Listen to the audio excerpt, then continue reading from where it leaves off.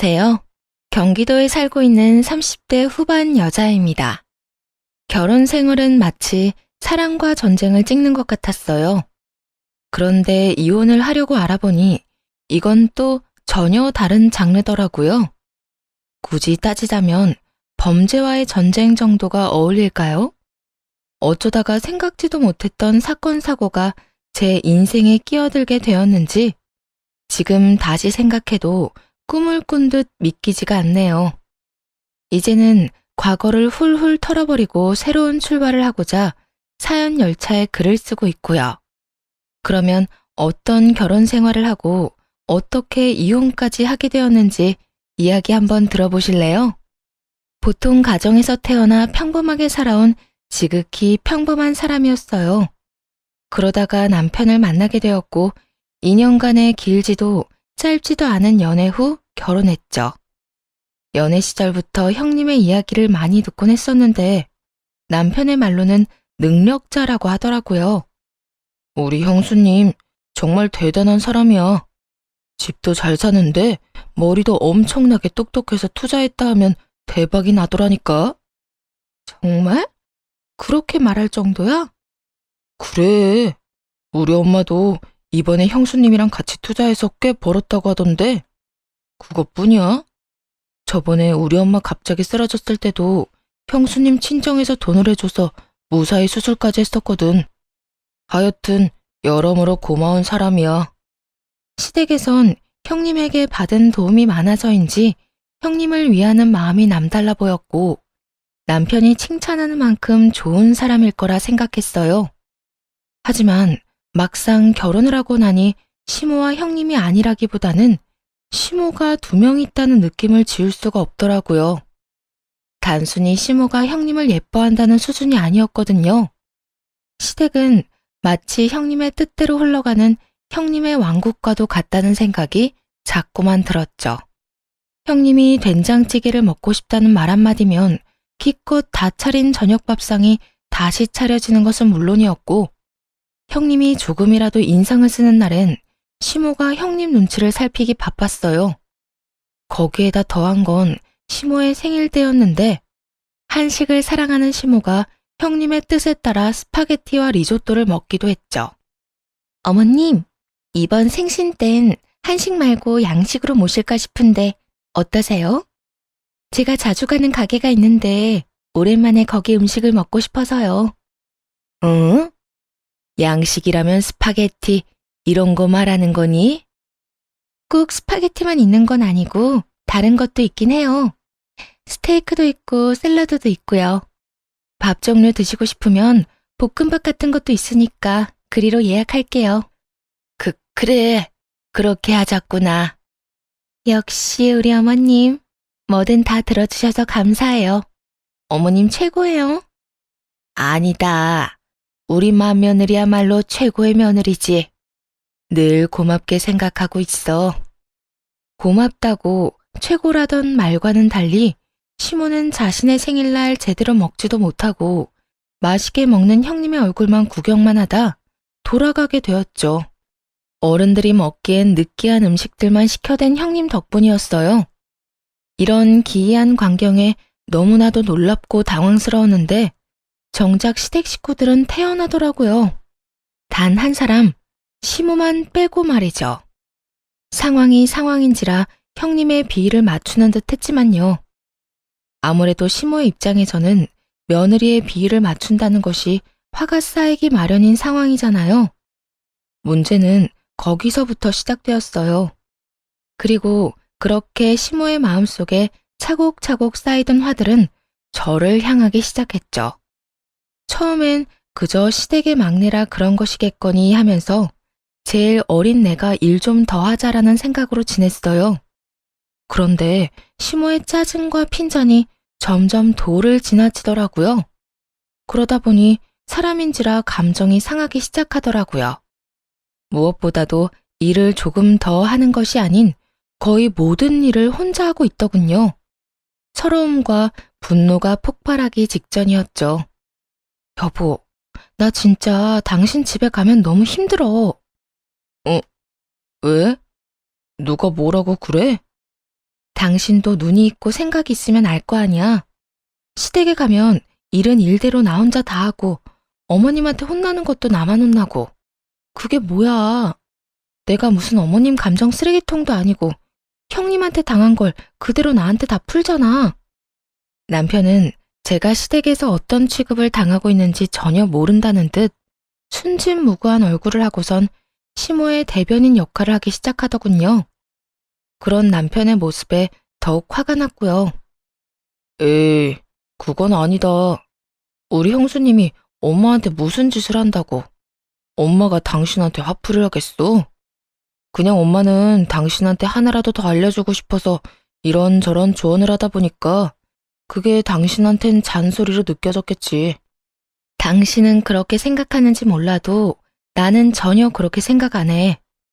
어쨌든 난 그런 취급 받으면서 더는 못 사니까 앞으로 시댁에선 당신이 알아서 좀 해줘. 남편이 이럴 때 마누라 편도 들고 보호도 해줘야 하는 거 아니야? 알겠어. 나만 믿어. 이렇게 큰 소리만 치면 뭐 하나요? 정작 시댁에 가면 저에게 관심을 가지기는커녕 형님 옆에부터 명령만 기다린다고 바쁘더군요. 한마디로 형님 말엔 찍소리도 못하는 그런 인간이었죠. 그러면서도 집으로 돌아오면 자신은 정말 몰랐다. 다음부턴 정말 신경 쓰겠다고 알랑방귀를 끼어대곤 했습니다. 당신 진짜 1억이야? 내 편 돼준다고 해놓고 왜 꿀먹은 벙어리가 되어버렸냐고. 여보, 난 진짜 몰랐어. 내가 설마 당신 구박당하는 걸 알면서도 가만히 있었겠어? 당연히 몰랐으니 못 도와줬지. 다음엔 당신만 보고 있다가 당신이 힘들겠다 싶으면 바로 나서서 도와줄게. 그러니까 화 풀어라, 어? 그때까진 남편을 사랑하는 마음이 남았던 터라 이런 말에 참고 넘어가곤 했는데 도저히 그냥 넘길 수 없는 상황이 생기고야 말았어요. 아슬아슬한 줄다리기를 하던 와중 명절이 다가왔거든요. 그 전부터 몸이 계속 좋지 않았는데 그날은 유독 속도 좋지 않고 피곤하기도 하고 여러모로 컨디션이 바닥이라 얼굴에 핏기 하나 없는 그런 상태였죠. 눈치가 없어도 너무 없는 남편조차도 안색을 살피며 걱정할 정도였으니까요. 여보, 안색이 너무 안 좋은데? 그래? 요 며칠 몸이 좀 안 좋긴 하네. 그냥 집에서 쉬어야 하나? 어떻게 하지? 일단 다녀오자. 빨리 갔다가 얼굴만 비추고 오는 게 나을 것 같아. 어머님이 혹시나 또 나만 일 시키려고 하면 당신이 좀 나서줘. 나 정말 오늘 너무 몸이 안 좋아서 그래. 알겠어. 나만 믿어. 그냥 집에서 쉬고 싶은 마음이 굴뚝이었지만 차마 그렇게 할 순 없더라고요. 하필 명절에 맞춰 아프냐며 핑계라고 생각할 것이 뻔했고 워낙 안색이 좋지 않으니 시댁에 가면 어련히 알아서 쉬게 해주겠지 하고 기대했죠. 하지만 그건 제 기대일 뿐 시모는 생각보다도 더 배려 따윈 모르는 사람이더라고요. 식은 땀까지 흘리는 걸 뻔히 보면서도 갖은 일을 시키기 시작했으니까요. 왜 이제서야 오는 거니? 할 일이 얼마나 많은데. 얼른 들어와서 손부터 씻고 재료 손질부터 하거라. 이걸 저 혼자 다 해야 해요? 그러면 너 혼자 다 하지 이 늙은 내가 같이 하리? 어머님, 저 진짜 몸이 안 좋아서요. 어머님이 힘들면 형님이라도 불러주세요. 형님도 지금 와 있잖아요. 네 형님도 지금 몸이 안 좋다고 안방에서 쉬고 있어. 내 보기엔 네 형님보다 네 상태가 더 괜찮으니 손 댄 김에 그냥 혼자 하거라. 형님이 정말 아픈지 안 아픈지 알 수는 없으나 두 며느리가 똑같이 아픈데 저에게만 일을 시키는 것이 그날따라 너무 화가 나더라고요. 결국 인내심은 바닥이 났고 손에 들고 있던 각종 나물들을 집어 던져버렸네요. 그랬더니 이런 행동을 본 시모는 고함을 질러대기 시작하더군요. 너 지금 이게 무슨 짓거리야? 어디 차례상에 올리는 음식을 집어던져? 어머님, 저 이 집에 시집을 온 거지 종살이하러 온 하녀 아니에요. 내가 뭐라고 그랬니? 나는 너 하녀라고 한 적 없다. 왜 괜히 혼자 오버하고 난리니? 몸이 안 좋다고 힘들다고 하는데도 우격다짐으로 일 시키면 그게 하녀 취급하는 거 아니고 뭔가요? 저도요, 친정에선 귀한 딸이라고요. 어떻게 어머님은 남의 집 귀한 딸을 이렇게 막대하세요? 우리 집에 시집온 며느리한테 음식 준비 좀 하라고 한 게 막대하는 거니? 너 참 말 이상하게 하는 재주가 있다. 제가 이상한 게 아니라 어머님이 이상한 거예요. 몸이 아프다고 했잖아요. 평소에 군말 없이 일만 하던 제가 오죽 아팠으면 아프다는 말을 다 했겠어요. 형님이 아프면 당연히 누워서 쉬어야 하고 저는 아프든 말든 일 시키는 게 막대하는 거라고요. 그 순간이었어요. 이어폰을 꽂고 휴대전화로 재미있는 거라도 보고 있는지 안방에서 깔깔거리는 형님의 웃음소리가 들리더라고요. 아프다고는 전혀 생각되지 않는 즐거운 웃음소리였죠. 역시나 형님이 아프다는 건 꾀병이 분명했고 그게 꾀병인 걸 알면서도 저만 부려먹으려 했던 시모의 심보에 또다시 화가 치밀어 올랐습니다. 바로 안방으로 달려가 문을 활짝 열어버렸어요. 예상대로 침대에 편히 엎드린 형님이 이어폰을 꽂은 채 휴대전화를 들여다보고 있더라고요. 그대로 형님에게 다가가 이어폰을 빼버렸고 곧 어이없다는 눈빛으로 보더라고요. 동서, 지금 이게 뭐 하는 짓이야? 뭐 하는 짓이긴요. 분명 어머님은 형님이 많이 아파서 쉰다고 했는데 보아하니 다 나은 것 같아서 음식 같이 하자는 말을 하려고 그랬어요. 이어폰 때문에 아무 소리도 안 들리는 것 같길래요. 그러니까 지금 나더러 이러고 있지 말고 요리하는 거나 도와라. 이거네? 돕는 게 아니라 같은 며느리로서 같이 해야 할 일이죠. 일방적으로 형님이 절 돕는 게 아니라요. 아, 그래? 그런데 이걸 어쩌나? 나 진짜 몸이 안 좋아서 그딴 걸 할 힘이 없는데 어떻게 하지? 제가 보기엔 아주 멀쩡해 보여서 오늘은 무슨 일 있어도 꼭 함께 해야겠는데 어쩌죠? 저도 오늘은 몸이 많이 좋지 않아서 도저히 혼자 할 순 없겠거든요.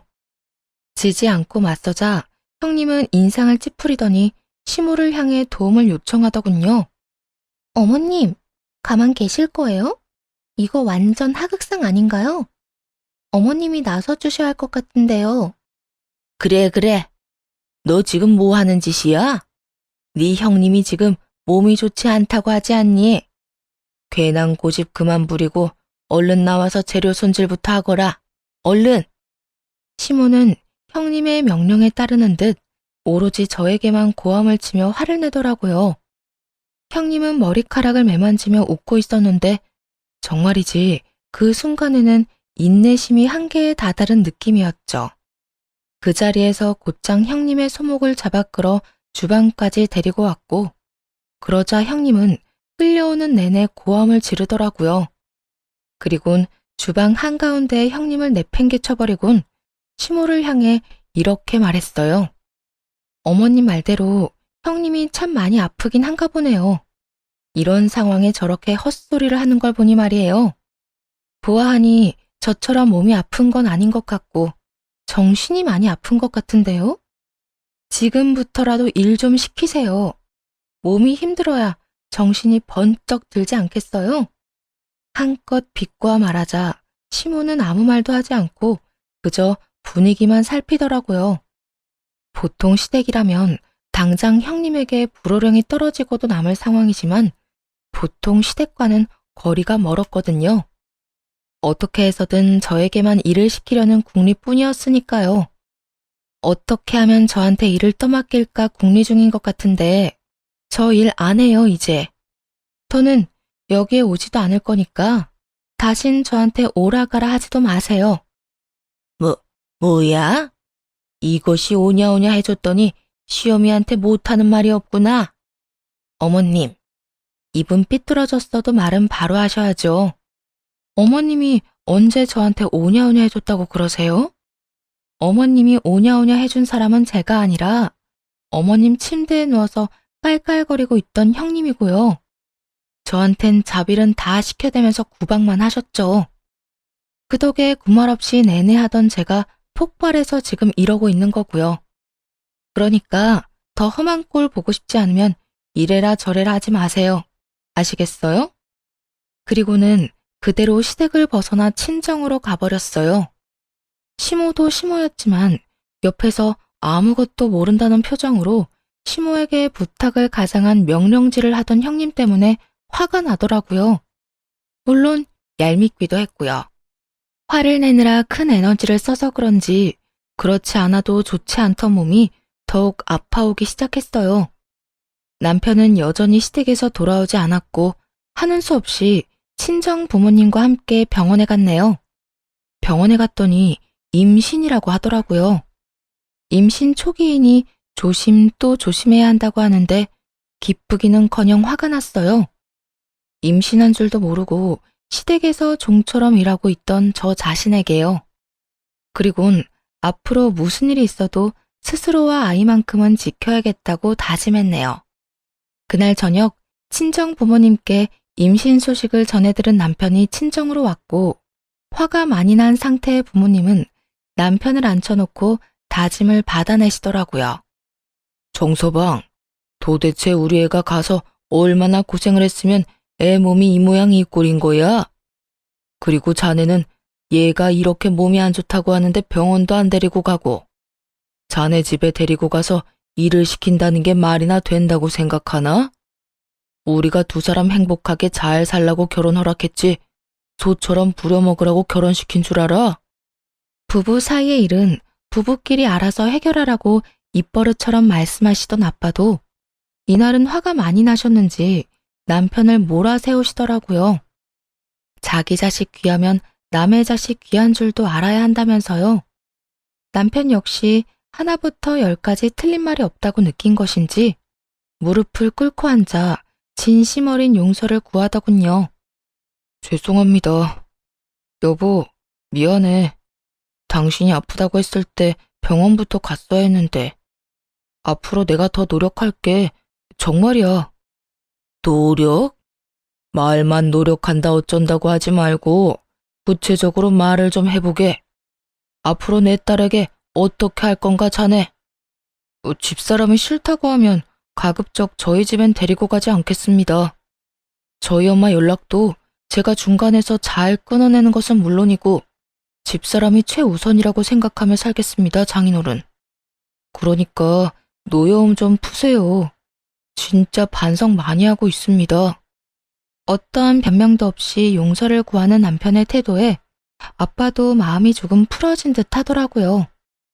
남편이 오기 전까지는 이혼까지도 생각했는데 눈물을 흘리며 다시 한번 기회를 달라는 남편을 보니 화가 났던 마음도 어느 정도 누그러졌고요. 거기에다 임신도 한 상태였으니까요. 이미 생긴 아기를 지울 생각도 혼자 키울 용기도 없었어요. 그렇게 남편과 함께 집으로 돌아왔고 병원에서 말한 대로 조심 또 조심하며 지냈네요. 여보, 이제 내가 다 할 테니까 당신은 그냥 마음 편히 쉬기만 해. 알겠지? 그런 건 바라지도 않아.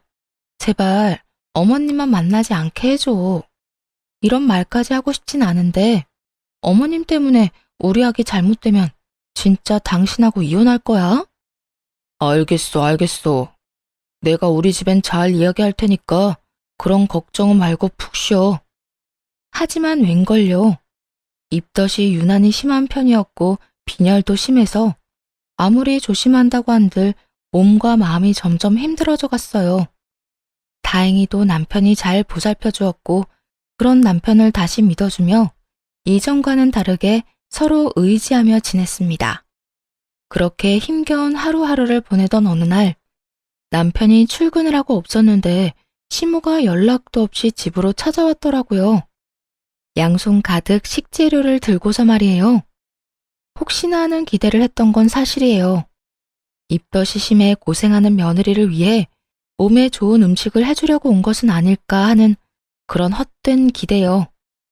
어머님, 연락도 없이 무슨 일이세요? 그리고 이건 다 뭐예요? 아, 그거? 이것저것 장 좀 봤어. 너 임신해서 고생한다고 하길래 장은 내가 다 봐왔으니까 너는 쉬운 음식이나 좀 하거라. 시모는 턱으로 식탁 위에 올려둔 식재료를 가리키며 명령조로 말했고 그 순간 헛된 기대와 큰 착각을 했다는 사실을 깨닫게 되었죠. 곧이어 화와 함께 짜증이 확 올라오더라고요. 홀몸도 아닌데 일을 하라뇨? 그것도 들을수록 가관이었어요. 형님의 반찬을 만들라는 말이었으니까요. 임신한 제게 형님의 반찬 셔틀이나 시킨다는 사실이 황당하기 짝이 없었죠. 네? 지금 저보고 요리를 하라고요? 그래, 네 형님이 먹고 싶은 게 어찌나 많은지. 이 나이에 내가 며느리한테 밥상을 받지는 못할 망정 반찬을 해다 바칠 수는 없는 노릇이지 않니? 그러니까 네가 좀 해서 네 형님 좀 가져다 줘. 사람이 미쳐도 곱게 미쳐야 할 텐데 시모는 정신줄과 개념을 안드로메다로 보내버린 사람처럼 뻔뻔스럽게도 말도 안 되는 요구를 해대더군요. 마치 당연히 제가 할 일인 것처럼 말이에요. 어머님, 저 입덧이 심해서 저희 먹을 음식도 제대로 못 해먹고 살아요. 그리고 제가 왜 형님이 먹을 반찬을 해야 해요? 저번 명절에도 말했었죠. 앞으로 이딴 일 안 할 거니까 다신 이런 일 시키지 말라고요. 그러면 어떻게 하니? 내가 다 할 수는 없는 노릇이지 않니? 그리고 임신은 너 혼자만 하는 줄 아니? 나도 네 남편 임신했을 때 입덧 심했어도 주방 일만 잘했어. 잔말 말고 얼른 시작하려무나. 오늘 저녁 전까진 가져다 줘야 오늘 먹을 거 아니야? 그쯤 되니 시모와 말을 섞고 있는 건 시간 낭비라는 생각이 들더군요. 남편에게 전화를 걸어 바로 집으로 오라고 했고 집에 온 남편에게 상황을 설명하며 난 못하겠으니 직접 해서 형님에게 주거나 하라고 했네요. 남편은 우물쭈물 눈치를 살폈고 시모는 개거품을 물며 고함을 질러대기 시작했죠. 이게 도대체 무슨 짓이야? 일하는 애 불러다가 반찬이나 만들라니. 너 진짜 제정신 맞니? 임신하더니 머리가 어떻게 된 거 아니야? 어머님이야말로 치매라도 걸린 거 아니에요? 입덧 심한 며느리한테 음식을 해주지는 못할 망정 형님 먹을 반찬이나 하라뇨. 이게 제정신 박힌 사람이 할 짓거리인가요? 이 인연이 말하는 버릇 좀 보게. 첫째 며느리도 모자라 너까지 나 무시하는 거지? 그렇지 않고서야 어떻게 시어미한테 이딴 언행을 보이는 게야? 무조건 저만 나쁜 사람으로 몰아가지 말고 어머님이 저한테 어떻게 했는지 그거부터 생각을 좀 해보세요. 누누이 말씀드렸죠? 오죽했으면 시어머님한테 이렇게까지 하겠어요? 그리고 말은 똑바로 하세요. 매번 어머님 무시하고 마음대로 구는 건 형님이잖아요. 형님한테 화가 나면 형님한테 가서 푸세요. 엄한 사람 그만 잡으시고요. 시모는 말로는 이길 수 없다고 생각했는지 식재료를 집어던지며 난동을 부리기 시작했어요. 무슨 일이 있어도 편을 들어주겠다던 남편놈은 지켜만 보고 있었고 자칫하면 큰 사단이 날 상황이 분명했죠. 그때였어요. 때마침 저를 걱정하시던 부모님이 집으로 오셨고 난동을 부리는 시모를 뜯어 말리기 시작했습니다. 이게 뭐 하는 짓이에요? 홀몸도 아닌 애 앞에서 이게 무슨 난동질이냐고요? 사돈, 잘 왔네요. 도대체 딸 교육을 어떻게 시켰길래 저리도 버릇이 없을 수가 있나요? 아주 시어머니한테 못하는 말이 없다고요. 부모님의 등장에도 시모는 기가 죽기는커녕 더 큰 소리를 치며 제 흉을 보기 시작하더군요. 들었던 이야기도 있었고 주방 상황을 천천히 둘러본 부모님은 어떤 상황인지 대충 눈치채셨는지 시모를 똑바로 바라보며 이렇게 말하시더군요. 내 딸은 내가 더 잘 압니다. 절대 아무 이유 없이 어른한테 버릇없이 구레가 아니라고요. 들어보니 남의 집 귀한 딸 하녀 부리듯 부려먹었다고 하던데 지금 이 꼴만 봐도 어떤 상황인지 아주 잘 알겠네요. 어떻게 똑같이 자식 키우는 사람이 이딴 짓거리를 하실 수가 있어요? 이러다 뱃속에 있는 아기 잘못되면 그 벌을 어떻게 받으시려고요? 도대체 뭘 보고 뭘 배웠길래 애가 저 모양 저 꼴인가 했더니 지금 보니 딱 그 어미의 그 딸이네. 더 볼 것도 없겠네요. 보다시피 날 보고 잘 배워서 이런 상황에서도 똑부러지게 자기 할 말은 잘 하는 편이긴 합니다만 정서방은 도대체 누굴 닮아 저 모양 저 꼴인지 알 수가 없네요. 임신한 와이프가 이딴 취급이나 당하고 있는데 저리 구경만 하는 꼴이라니. 정말 한심해서 두 눈 뜨고 보고 있을 수도 없을 지경이네요. 엄마의 말에 시모는 얼굴까지 붉히며 언짢음을 온몸으로 표현하고 있더군요. 주먹을 꽉 쥔 두 손이 떨리기까지 하더라고요. 뭐라고요? 지금 말 다 했어요? 왜요? 고작 한심하다는 말에 그렇게나 화를 내는 건 아니죠? 겨우 그런 걸로 이렇게나 화를 내는 거면 저는 이미 사돈 머리채를 다 뽑고도 남았을 상황 아닐까요? 더는 험한 말 하고 싶지도 않고 사돈 같은 사람이랑은 더 이야기 나누고 싶지도 않으니까 당장 돌아가 주세요. 정서방, 뭐 하고 서 있나? 어머님 모시고 나가지 않고. 엄마는 남편을 향해 소리를 질렀고 남편은 그제야 시모를 끌고 집 밖으로 나가더군요. 시모가 나가고 난 뒤 그제야 온몸에 긴장이 풀리며 배가 아파오기 시작했죠. 이내 소리도 내지 못할 만큼 아파왔고 결국 유산을 했네요. 몸도 몸이었지만 마음이 너무나도 아프더라고요. 그리고 온갖 잡생각이 자꾸만 떠올라 힘들었어요. 후회와 자책들이요. 꼬리에 꼬리를 물던 생각은 이혼으로 이어졌고 살기 위해서는 꼭 이혼을 해야 한다는 생각이 들었어요. 더는 이런 말도 안 되는 집안에서 며느리, 아니, 종으로 살고 싶진 않았으니까요. 모든 것을 잃었다고 생각하며 병실에 누워있으니 남편이 오더라고요. 여보, 괜찮아? 내가 정말 미안해. 내가 엄마가 거친 행동할 때 말렸어야 했는데 나도 너무 당황해서 순간 머릿속이 멍해졌어. 내가 진작 나섰으면 당신이 이런 아픔은 겪지 않아도 됐을 텐데 미안해.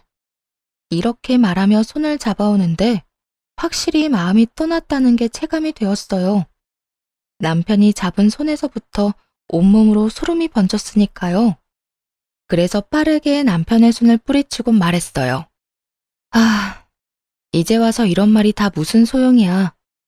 나 당신 아니어도 지금 충분히 힘들거든? 그러니까 혼자 있게 좀 해줘.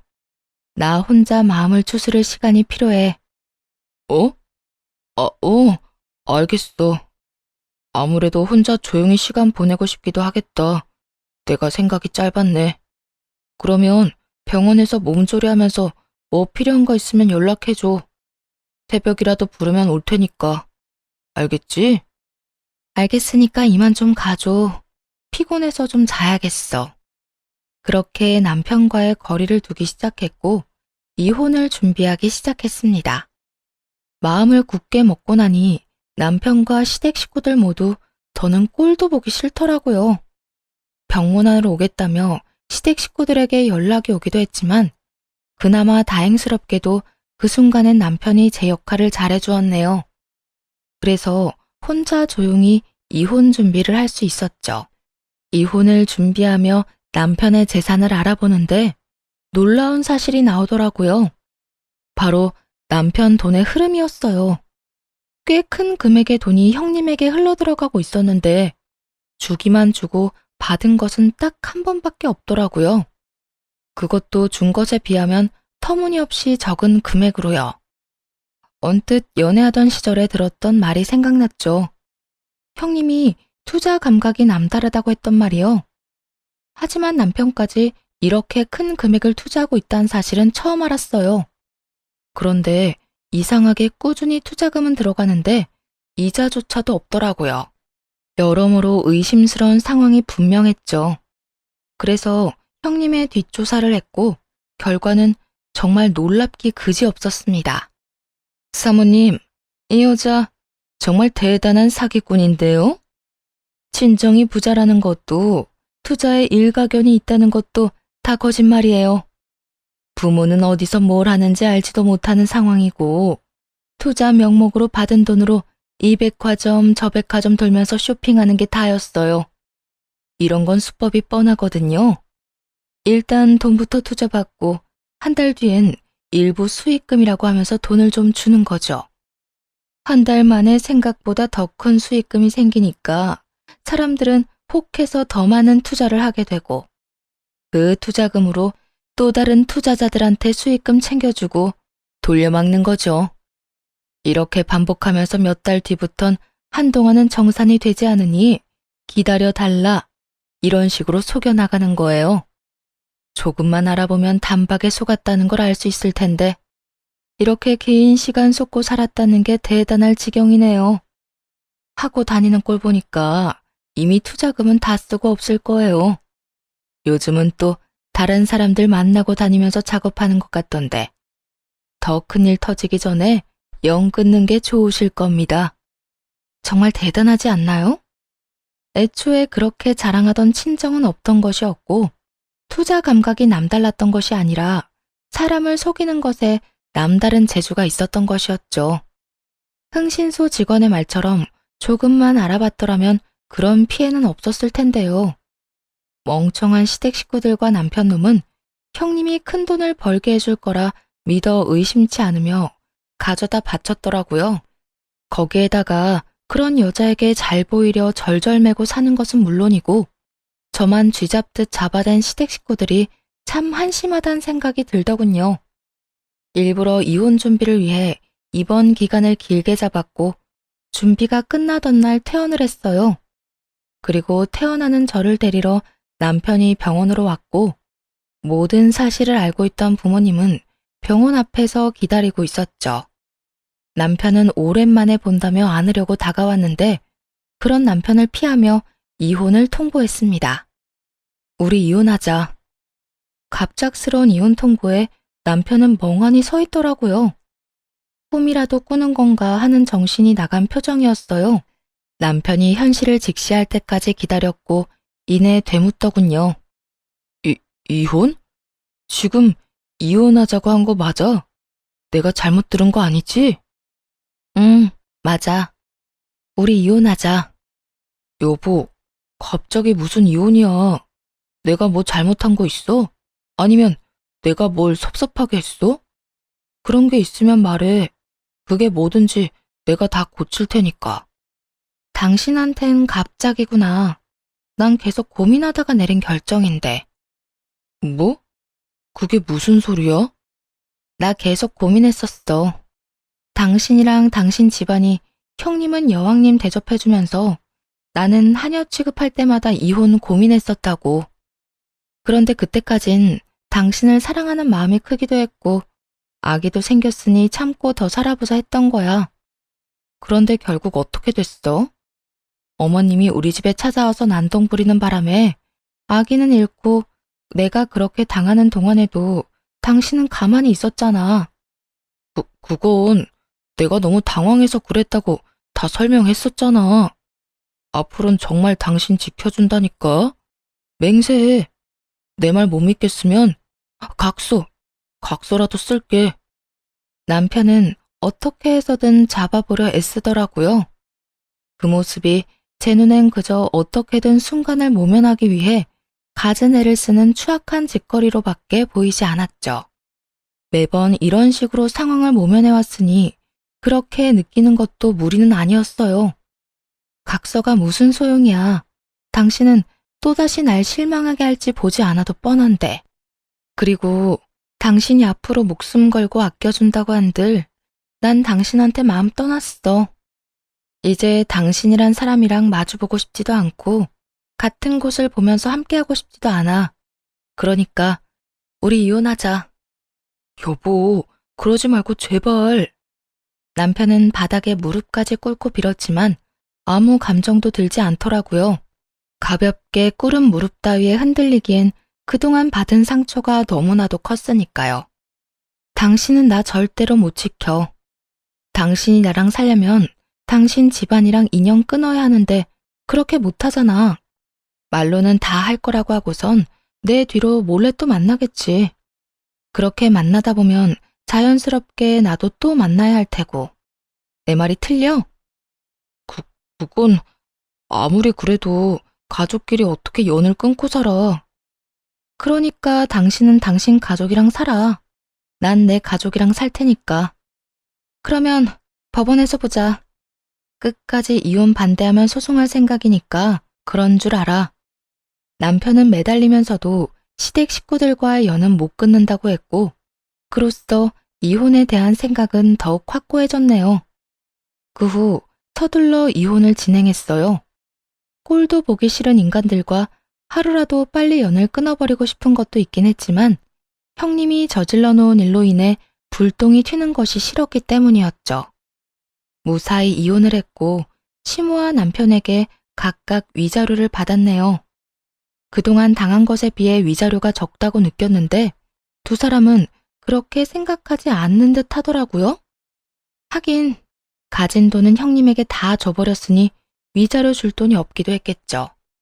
지급 기한은 다가오고 도저히 돈을 구하지 못했는지 두 사람은 형님에게 투자금 일부를 돌려달라고 했나 보더군요. 하지만 그 돈은 이미 형님이 다 써버린 뒤였고 아무리 재촉해도 타당한 이유도 없이 돈을 돌려받지 못하자 그제야 사기인 걸 깨달은 모양이었어요. 법원에서 만난 세 사람을 본 적이 있는데 제 앞이라는 것도 잊은 채 막말에 언성까지 높이며 싸워대는 걸 봤거든요. 너 내 돈 어쨌어? 내 돈 내놔. 그 돈이 어떤 돈인데? 형수님, 장난치지 말고 돈 돌려주세요. 그 돈 제 전 재산이라고요. 그것뿐인 줄 아세요? 퇴직금까지 미리 받아서 투자한 돈인데 우리한테 받아간 돈이 한두 푼이 아닌데 그 돈이 하나도 없다는 게 말이 안 되잖아요. 아, 없어요, 없어. 그 돈 받은 지가 언젠데 그 돈이 아직까지 있겠어요? 형님은 눈 하나 깜빡하지 않고 시모와 전 남편에게 없다는 말만 반복하대요. 저 정도 뻔뻔함은 있어야 사람을 속이고 다니는구나 싶더라고요. 형님의 뻔뻔한 반응에 시모는 눈이 뒤집혀서는 형님에게 악을 쓰더라고요. 이년아, 오늘 너 죽고 나 죽자. 감히 내 돈으로 네 배불리는 짓거리를 해? 나를 속인 것도 모자라 내 머리 위에 앉아서 이래라 저래라 잘도 시켜 먹었어. 그 돈 나만 쓴 건 아니라고요. 어머님 병원비도 그 돈으로 해결했고 시댁에 크고 작은 일 생길 때마다 그 돈으로 다 해결했었잖아요. 도움받을 땐 우리 며느리밖에 없다고 살살 기더니 엄연히 따지면 다 같이 쓴 돈이니 사기는 아니라고요. 어쨌든 돈 없으니까 배째시던가요. 형님은 시모의 손에 이리저리 휘둘리면서도 뻔뻔스럽게 젖단 말을 내뱉더라고요. 그걸 지금 말이라고 해? 없으면 구해라도 와. 나가서 구걸을 하든 사기를 치든 상관없으니까 내 돈이랑 내 아들 돈 다시 토해내란 말이야. 그 돈이 어떤 돈인데? 내가 그 돈 모으려고 어떻게 살았는데? 네가 뭔데 그 돈을 다 써? 네가 무슨 자격으로 그 돈을 네 배를 불리는데 다 써버리냔 말이야. 시모는 결국 자리에 주저앉아 울기 시작했고 형님은 시모의 울음소리가 시끄럽다는 듯 귀를 후비더라고요. 전 남편은 허공을 응시하며 한숨만 내쉬고 있었고요. 그래서 전 남편과 시모가 불쌍했냐고요? 아니, 전혀요. 이혼하던 막바지에 전 남편이 악에 받쳐 이런 말을 한 적이 있어요. 너 내가 그렇게 빌었는데도 이렇게까지 나온다 이거지?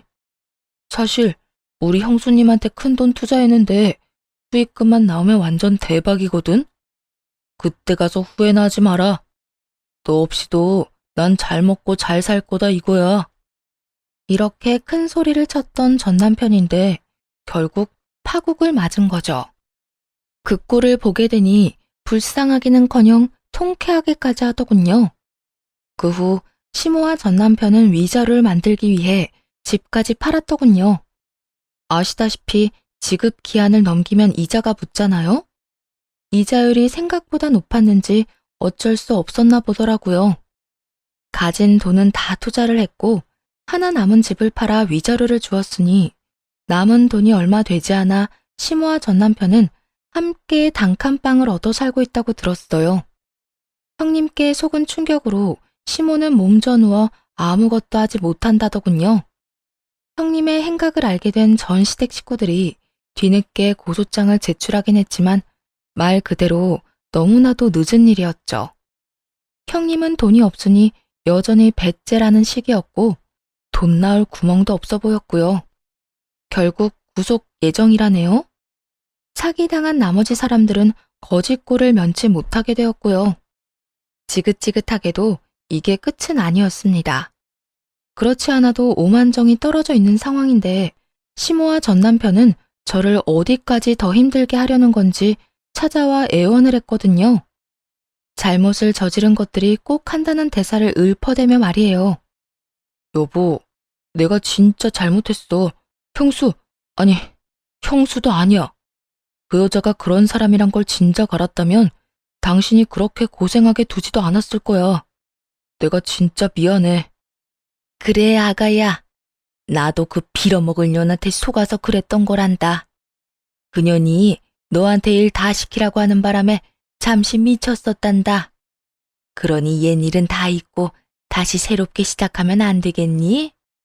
그때까지도 상처가 남아 힘든 시간을 보내고 있었는데 시모는 그런 제 앞에서 감히 옛일이라고 하더라고요. 용서를 해준 적도 없는데 마치 용서를 받은 사람인 양 이 모든 일을 과거로 치부하는 두 사람을 용서할 수가 없었어요. 옛일이요? 지금 옛일이라고 했나요? 아직도 그때 생각하면 치가 떨려요. 당신 때문에 잃은 내 아기를 생각하면 아직도 자다가도 일어나서 눈물이 흐른다고요. 그런데 옛일이라니 너무 뻔뻔하다고 생각 안 해요? 하긴 애초에 생각이란 게 있고 양심이란 게 있는 사람이라면 이렇게 찾아오지도 못했겠네요. 이 말에 전 시모는 고개를 푹 숙이고 연기를 하기 시작했고 그런 시모를 대신해 전 남편이 나서 눈물로 호소하더군요. 여보, 나도 우리 아기 생각하면 잠도 안 오고 슬퍼. 나도 이런데 당신은 오죽하겠어. 그러니까 우리가 더 함께 해야 하지 않을까? 당신도 나도 이렇게나 힘드니까 이럴 때일수록 함께 있으면서 서로 보듬어주면 좋잖아. 응? 보듬어주는 거 좋아하네. 당신이나 당신 엄마나 거지된 거 다 아는데 주제에 누가 누굴 보듬어준다는 거야? 내 돈이나 갉아먹는 짐이나 되겠지. 내가 바본 줄 알아? 그냥 하던 대로 해. 나오지도 않는 눈물 꾸역꾸역 짜내면서 이상한 연기 좀 그만하라고. 어떻게 해도 꿈쩍도 하지 않자 전 남편과 시모는 본색을 드러내더라고요. 아들, 일어나. 내 보아하니 꿈쩍도 안 할 것 같구나. 괜한 시간 낭비했어. 시모는 얼굴색을 싹 바꿔 본색을 드러냈고 남편 역시 무릎을 털며 자리에서 일어나더니 돌변한 태도로 몰아세우기 시작했어요. 마치 저의 잘못으로 자신들이 그런 행동을 할 수밖에 없었다는 듯이요. 그러니까, 야, 너도 우리가 이렇게까지 하면 적당히 좀 받아주면 안 되냐? 어떻게 된 여자가 끝까지 저 혼자 잘났냐? 내가 너 콧대 높은 이 꼴이 보기 싫어서 우리 엄마가 너 괴롭혀도 안 도와줬던 거야. 알아? 혹시나 했는데 역시나였죠. 전 남편은 제가 괴롭힘을 당하고 있다는 사실을 확실하게 인지하고 있었더라고요. 그러면서 순진무구한 얼굴로 아무것도 모른다는 듯 했던 걸 생각하면 화도 났지만 또 한편으론 이제 남남이고 인생 다 말아먹은 인간한테 따지고 들어서 남는 것이 뭐가 있겠냐 하는 생각이 들었어요. 그런 생각이 들자 어떻게 해서든 빨리 돌려보내고 다신 찾아오지 못하게 만드는 것이 가장 이로운 행동이란 생각이 들더라고요. 그래서 최대한 흥분하지 않도록 노력하며 전 남편에게 말했어요. 내가 이제 와서 그것까지 알아야 하니? 굳이 알고 싶지도 않네. 할 말 다 했고 할 짓 다 했으면 좀 꺼져 줄래? 지금 안 가면 경찰 부를 예정이거든. 경찰 와서 너랑 네 엄마 나란히 경찰서 끌려가게 되잖아? 그러면 나 절대 합의 같은 거 안 해줄 거야. 그러니까 좋게 말로 할 때 꺼져. 너 꼭 이렇게까지 해야 해? 우리가 뭘 그렇게 잘못했다고 이렇게까지 구는 거야? 그걸 모른다는 게 잘못이야. 나한테 네 식구가 한 짓이 얼만데 그걸 모른다는 게 나는 이해가 안 된다. 더는 너 같은 인간이랑 할 말 없으니까 제발 좀 가. 그렇게 전 남편과 전 시모를 있는 힘껏 내쫓아버렸고 그 후론 찾아오지 않더라고요. 들리는 소문엔 대출금도 갚지 못해 회사로 사람들이 찾아오는 상황까지 이르렀고 결국 꽤 좋은 회사마저 그만두고 완전 폐인 신세가 되어버렸다고 하더군요. 마지막까지도 참 어울리는 결말이라고 생각했네요. 그렇게 지저분한 인연을 끊어내고 난 후 5년이라는 세월이 지났어요. 지금은 아주 잘 지내고 있습니다. 언제까지고 씻기지 않을 것만 같던 상처도 잘 씻어냈고 요즘엔 좋은 사람과 재혼을 앞두고 있고요. 이 사람을 처음 만난 건 3년 전이었는데요. 자주 가던 카페 사장님이었죠. 그땐 우울하고 힘들었던 터라 기분 전환할 겸 집 근처 카페에 자주 가 시간을 보내곤 했는데 그때 저를 눈여겨본 것인지 먼저 말을 걸어오더라고요. 저기, 이거 신메뉴인데 한번 드셔보실래요? 달콤한 케이크 한 조각을 내밀면서 말이에요. 처음엔 워낙 자주 가니 맛평가 정도 부탁하려고 그러나 보다 했어요. 그런데 갈 때마다 꼭 하나씩은 서비스로 주고 나니 모를래야 모를 수가 없더라고요. 하지만 그 당시엔 마음의 상처가 아물지 않았던 시기였어요. 그래서 그런 예비 남편의 마음을 모른 척하고 있었는데 어느 날은 편지를 주더라고요. 글씨체에서마저 느껴지는 진심을 가득 담은 편지를요. 그 진심에 마음의 문을 열었고 덕분에 많이 웃기도 하며 상처를 치유하는 나날을 보냈습니다. 그리고 얼마 전 청혼을 받았고요. 나 생각을 많이 해봤는데 나 당신하고 같이 살고 싶어. 매일 아침에 혜정 씨랑 같은 침대에서 일어나 마주보고 밥도 먹고 저녁에 하루 동안 있었던 일 나누면서 다시 같은 침대에서 잠들고 싶어. 정말 고마운 말이긴 한데 아무래도 나 겁나. 또 실패할까 봐서 말이야. 물론 민수 씨가 미덥지 않은 건 아닌데 아무래도 겪은 일이 있다 보니까 망설여지기는 해. 우리 처음 만났을 때 기억나? 내가 어떤 사람인지도 모르면서 밀어내기 바빴잖아. 그런 혜정 씨를 나는 계속 설득했고 결국엔 우리가 이렇게 깊은 사이가 됐지. 우리가 만나오던 시간 동안 혜정 씨가 우려했던 그런 상황 우리한테 있었어? 한 번도 없었잖아. 결혼도 마찬가지일 거야. 별것도 아닌 일로 싸우는 날도 있을 거고 어떤 날은 꼴도 보기 싫은 날도 있을 거야. 그럼에도 우리가 함께한다는 그 사실만으로 우린 행복할 거야. 내가 그렇게 만들어줄게. 결국 다시 한번 남자를 믿어보기로 했고 앞서 말씀드렸다시피 재혼을 앞두고 있습니다. 아기를 잃고 이혼을 할 때까지만 해도 남자와 결혼은 두 번 다시 없을 거라 생각했는데 인생이란 참 모르는 일 같아요. 지금은 행복 가득할 것만 같은 예비 남편과의 결혼 생활도 때로는 힘들고 때로는 화가 나는 순간들이 분명히 있겠죠. 하지만 서로 아끼는 마음과 언제나 서로가 우선이라는 마음만 잊지 않는다면 두 번째 출발은 첫